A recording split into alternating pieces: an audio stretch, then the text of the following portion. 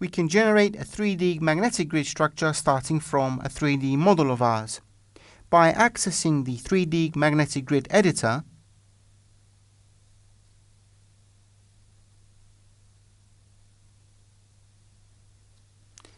let's now select the 3D model object from the menu.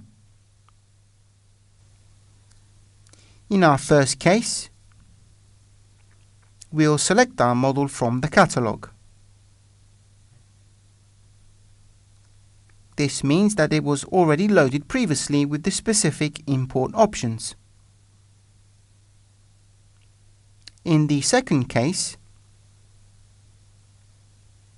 we can choose a 3D model file saved in various 3D formats. These, of course, can be loaded directly.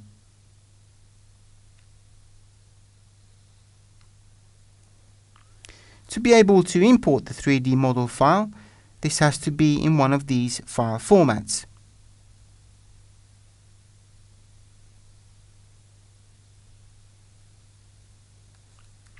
Moving on, we can see the model's original dimensions.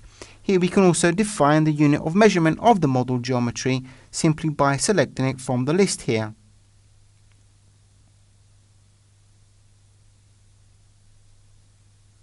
In this same view, we also have different other views, the perspective view and the model dimensions.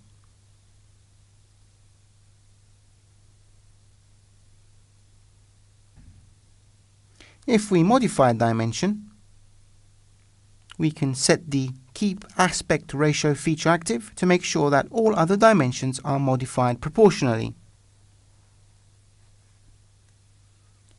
When the generation process finishes, as you can see, we then obtain our 3D structured grid composed of rods and nodes.